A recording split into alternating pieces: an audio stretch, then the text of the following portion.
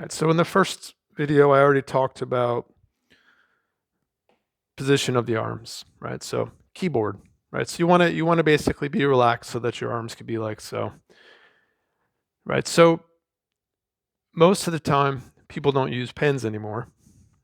But if you do have to do a lot of writing, or you could just do this as an experiment, you could take a pen and you can observe how much force am I applying to the pen, how much pressure am I applying to the pen as I write, and could I do less, right? And the odds are that you could do much less than you would typically do. And what I would encourage you to do is to experiment, right?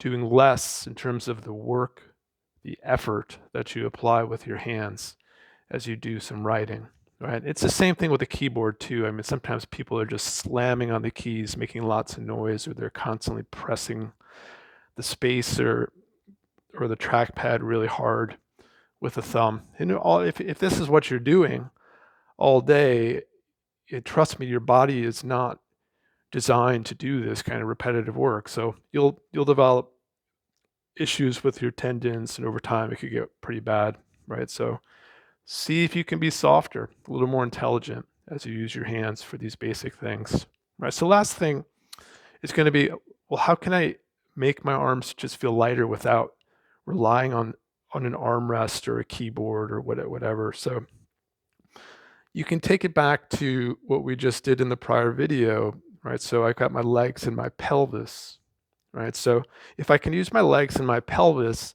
I can use that sense of connectedness of my legs with my pelvis and my core to lift my arms, right? So my arms can lift without feeling very tense.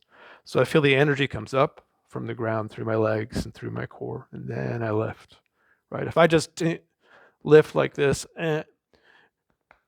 it's deltoids, it's upper trapezius, right? It's my neck muscles. So, if I do this for too long, of course it's going to be uncomfortable, right? So slow it down once in a while and just take a look and assess, how the hell are you lifting your arms?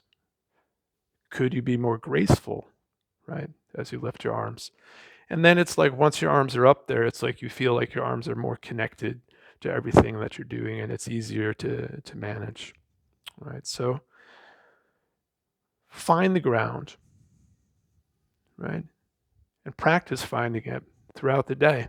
Even when you stand up, you should still feel the ground, right? Instead of losing it immediately, right? Because the ground is always there for our support.